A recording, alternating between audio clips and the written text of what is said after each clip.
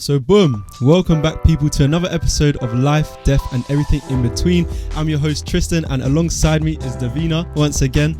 This video is going to be a bit of a part 2 to the last episode about friendship, but this time it's going to be focused on boundaries. Boundaries, which is an important topic, and we all ought to learn how to successfully create healthy boundaries in all of our friendships and relationships, because as much as, you know, the examples that we're going to give are mainly based on friendships, this also applies to family as well. So to get into it, the first thing, what are boundaries? My own perception of boundaries is you're creating a healthy communication, you're creating a healthy line, and this can be verbal or non-verbal, to where you've agreed that this is where we don't cross, and then we operate in the spaces before that line. And I guess then the question I'll give to you is, what's one way that you set up the boundaries and how do you reinforce them?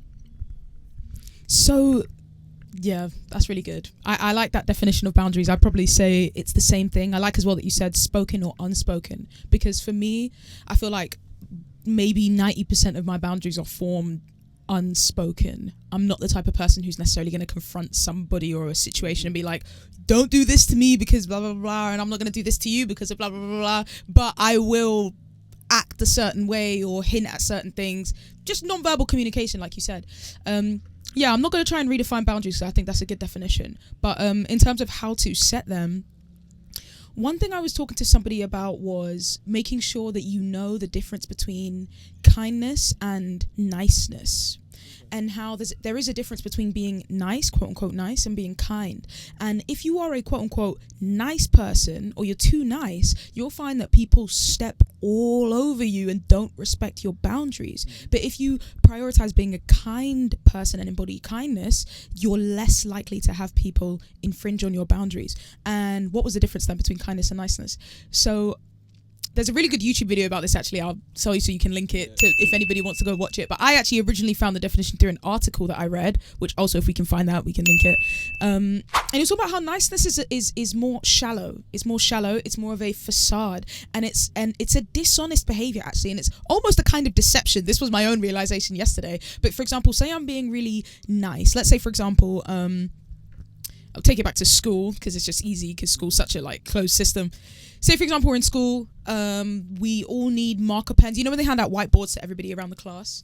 And say, for example, I need, we all get, there's a select number of whiteboard pens for the whiteboards that we each have. There's one left. I go and I pick it up. Some other kid comes along and goes, hey, I don't have a pen. Can I have yours?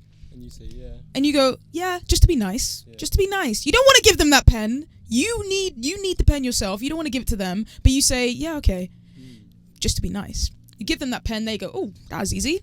The next time they want something from you, they're going to go get it the exact same way. They're going to keep more and more, and you'll find that person gradually, this is obviously a bit of an exaggeration, bit of a dramatized scenario, but you'll find that person gradually infringing on more and more of your boundaries, because they've realized that you're easy to penetrate because you're so concerned with coming across as being nice. Whereas kindness is, no, you can't have this pen because I picked it up first and I need it, and if I give it to you, I don't have it, and that's not bad. But let me help you find your pen. Thank you. But let me help you find a pen, because this is mine and you're not going to take it because it's mine. Now you've established a boundary, and what that does is it creates respect. Oh, I can't just go and take whatever this person has for myself, because they have a certain level of respect for themselves and a certain degree of self-preservation. That means I can't just take from them. So I'm going to respect that boundary. But how kind are they for now going out of their way to help me find my own pen on a separate occasion? Amen. And I've got a quote here, and it says, when you learn how much you're worth, you'll stop giving people discounts. And it's so true, and it's in alignment with what you just said. How many people you're giving out discounts to people, you're 50% in yourself to this person that doesn't deserve that. And you're too valuable of a person, and you should respect yourself enough to be like, I deserve better. And with, I guess, asking yourself, how do I know whether or not someone has crossed my boundary? The question that I say to myself is the future version of Tristan happy with the way that this person is treating me or speaking to me? And then that's a very clear yes or no. Yeah. And I think often it is about that. Focus on where you're going and who you want to be, as opposed to who you are now or who you once was. Because oftentimes we can get caught in old boundaries. I saw that kid as well. I was like, I heard rattling. So we can often get caught in old boundaries with familiar friends that knew us, who they knew who we once was, not who we are now and who we are wanting to become. So then it's like, how do we break out of this? It's about being strong enough in your mind to just. This kid is really distracting me. There's a kid right there. Can you see? Jay, should we get him on the pod? Special guest. Yeah. Sorry, interruption. What was I saying? Yeah. So basically, analyze the friendships that you have now and ask yourself the question: am I caught up in an old boundary with someone? And another good way to measure this is asking yourself the question, am I the new version of myself around them? Do they accept that version of myself, or do I find myself conforming to the old ways, the old patterns, because I feel like I just got to fit, I got to merge? And do you know what? It's a powerful thing to break through that boundary, because when you break through the boundary, you're freed. It's like there's a shackle on your friendship, on your mind, and on yourself. So then once you just have the bravery and the courage, because it does take that to break through it, you enter this realm of freedom. I really like that. And I like what you were saying about how old situations can make you like regress back to old boundaries. And it's good to like be careful of that and be like basically maintain enough presence of mind to not allow yourself to regress, which is really, really hard, because sometimes you go back to friends that you've had for a while and you find yourself going back to like the 16-year-old version of yourself that you aren't anymore. Yeah. And then you're like betraying your own boundaries. But that's when you were saying it's good then to keep in mind the vision of the person that you want to be, and the vision of the person that you are becoming, and to do it for them. You know, if you can't be strong and if you can't maintain your boundary in that present moment and you feel yourself regressing and you can't do it for yourself right now, do it for yourself in 5 years' time, who you want to be, somebody who can really kind of stick to their morals, stick to what they believe in and who they are, and maintain those boundaries even in the face of a situation that kind of makes you want to go back on yourself, to revert to older boundaries. And I've got a question for you. How do we distinguish the line between a healthy boundary and oversensitivity? I think that's hard. I genuinely do think that's hard, and I think it's hard for everyone because, I think ultimately it goes back to what you were saying a bit earlier about how the ability to establish boundaries first needs to come from an intrinsic value of your own self-worth. Like, you actually need to believe deep down that you deserve more. And if you don't believe that, you can't have boundaries, because where are they going to come from? Do you know what I mean? Like, everything happens subconsciously first, or everything happens beneath the surface first. So first and foremost, you need to genuinely believe on the inside of yourself that you are worthy of a certain way of being treated, and demand that of other people in unspoken and spoken ways, and kindly as well, not just like out here making demands. So with regards to how to make sure you're not being oversensitive versus just establishing a boundary, I think it comes back to that, like, have a good understanding of yourself, understand who you are, and not just what you need from other people, but also what makes you tick. Do you know what I mean? Like, understand, oh, am I actually kind of an angry person? Like, do I have a bit of a short temper? Therefore, when somebody appears to infringe on your boundary, you can go, okay, maybe it's not them, maybe it's me. Like, maybe I am actually just short-tempered, and this is not an overstepping of a boundary, it's just my anger flaring up. So I need to go and deal with this separately by myself. So having a really good understanding of yourself fundamentally and who you are, as well as a sense of self-worth, can help you identify when you're being overly sensitive versus when somebody's actually infringing on a boundary. Like, if you know, like I said, if you're angry, if you know you're quite emotional, if you know that you're, let's say, like, you absorb people's emotions really quickly, and maybe somebody wants to offload like something bad that happened to them, you might be very quick to be like, God, they're stepping all over my boundaries, telling me about their personal life. And it's like, no, you're just like really empathetic, and that's not their fault because they don't know that. So don't be so quick to be like, oh God, they're like trauma dumping on me. Like, no, maybe you're actually just really, really sensitive, and you can establish a boundary later, maybe, to be like, you know what, I'm really sensitive, I'm sorry, it's not you, it's me. But yeah, just understanding yourself well enough to know your own flaws, and when something is a flaw of yours that's kind of being brought to the surface, or when something is actually like an infringement on your boundaries. I love that. And it got me thinking about past Tristan. And past Tristan, so for context, in my friendships, I never used to have arguments at all, or any type of conflicts, like really ever. And I used to kind of pride myself on that. And I used to say like, oh yeah, my friendships are so good because we never argue. But I recognize that probably stems from a lack of truth in the friendship, with us being who we want to be and calling each other out on the parts that we're not happy with. So it's a lack of boundaries, essentially. And now I've got to a point where, you know, I feel like I have got healthy boundaries in my friendships by God's grace.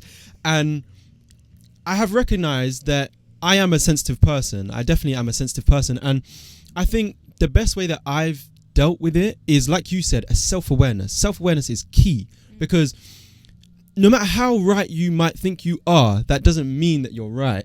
And that's a hard pill to swallow, because it attacks your pride and it attacks everything that you really kind of believe and stand on. But it's a truth, and you can't deny that truth when you truly are self-aware. And I think the best way that I've approached this sensitivity and kind of strengthening the sensitivity, I guess, if you want to say that, is being honest with my friends about how I feel, and even literally openly saying like, you know, I'm aware that I definitely have a big part to play in this, but I just want you to know how I feel. Whether I'm right in feeling this way, I just want you to know, so that we can try and like build together in this. I don't want to feel like I'm almost on my own in this and then I'm trying to like repair, because it's not that. A friendship is like a team. That's what it is. So I feel like, I guess what I'm saying now is just, if you are overly sensitive, open up to them.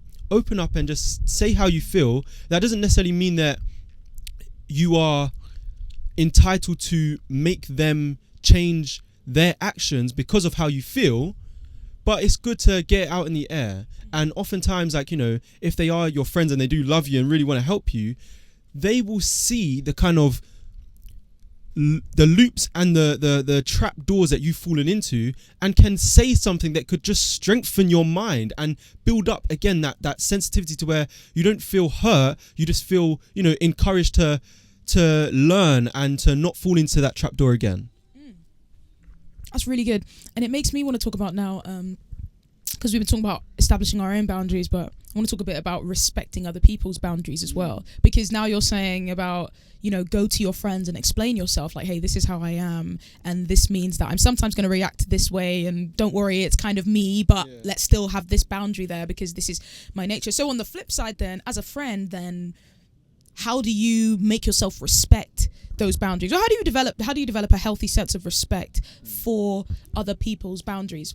And I think it goes back to even the principle you were describing earlier about, like, understand that no matter how right you think you are, you may not be 100% right. No matter how, oh my God, sorry. I also keep getting scared that you're gonna like jump over the side of the thing. Anyway, what was I talking about?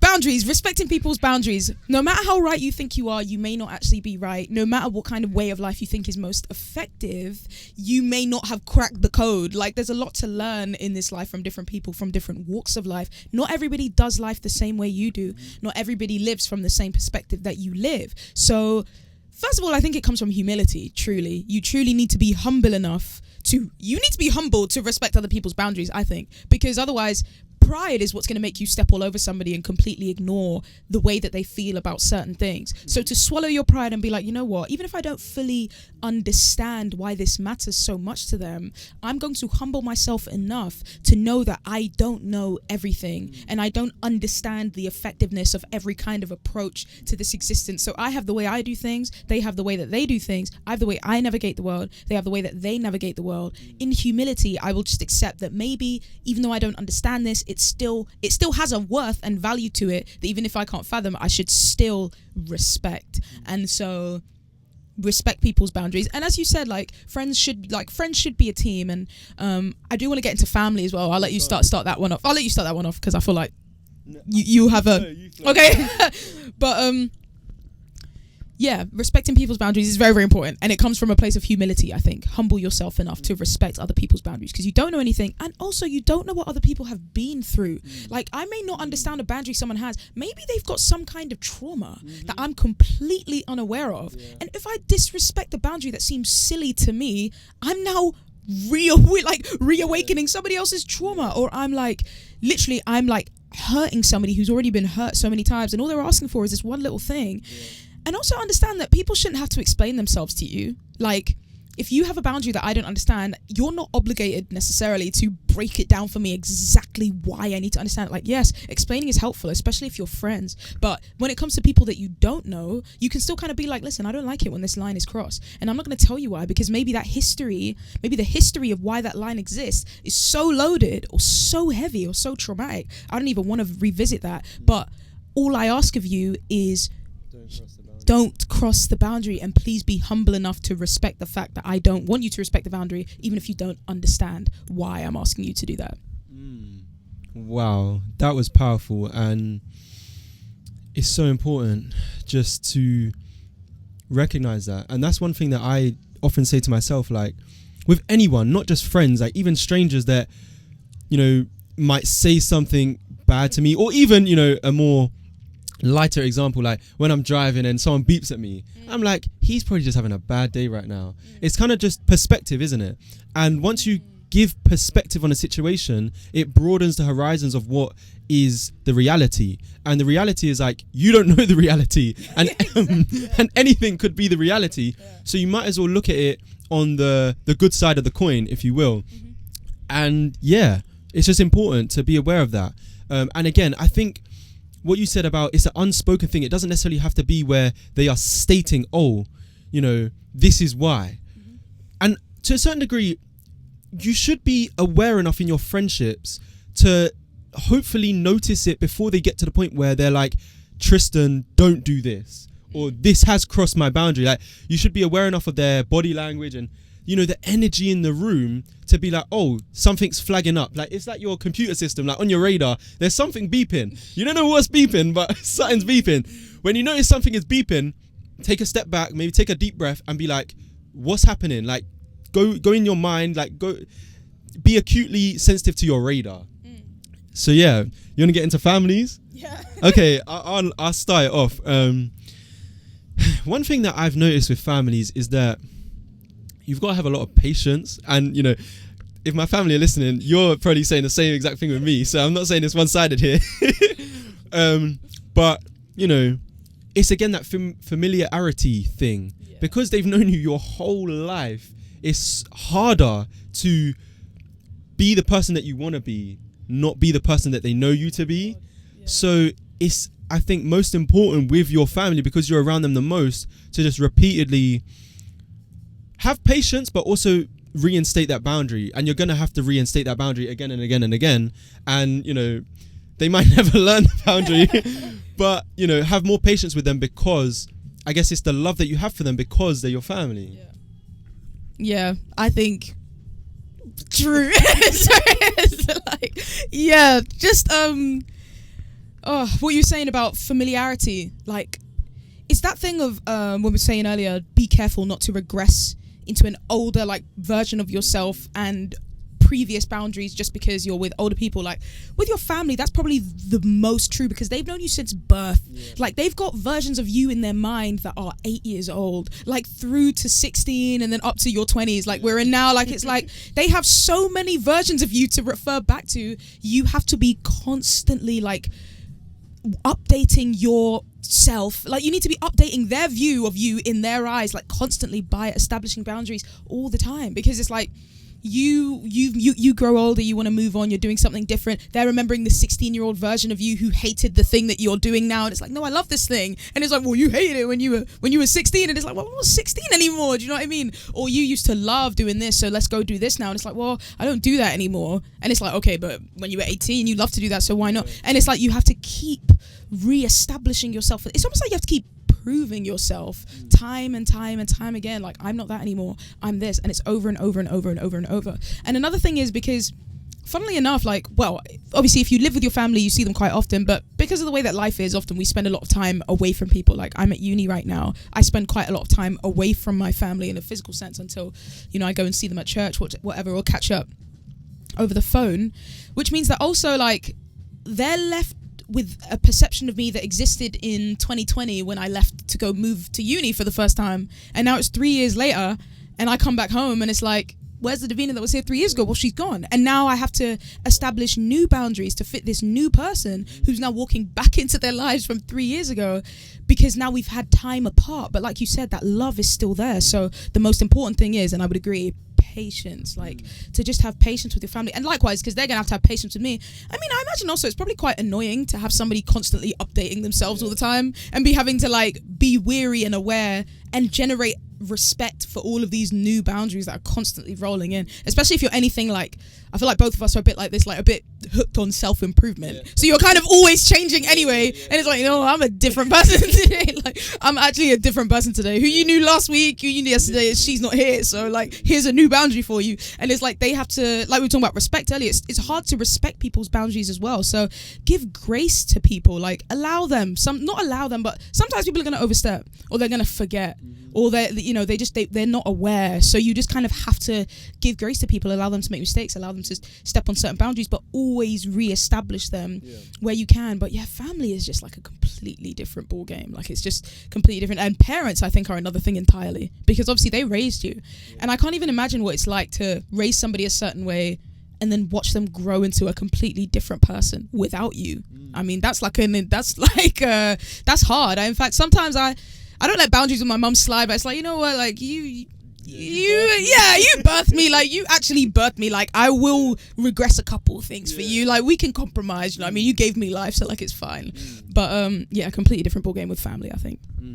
And I'm gonna end off on saying that with family, especially our mums and dads, because the love is there and it's unconditional for the most part with people's parents, don't take liberty of that, or don't abuse that, I should say, because it's easy to do that. And I found that it's very important to honor your parents. Like, it sounds obvious, but until you really practice it, you don't really see how much of value it is to do that thing, and it's easy to neglect that. So that's how I'd say, just literally today, if you're hearing this, go just say to your mum, I love you, or thank you for all the things you've done for me. Like, just remind yourself of one thing that they really have done for you recently. It could even be just they tidied your room, or they made dinner. Like, just go up to her right now, or your dad, and just give her a kiss on the cheek and be like, Dad, thank you. Mum, thank you.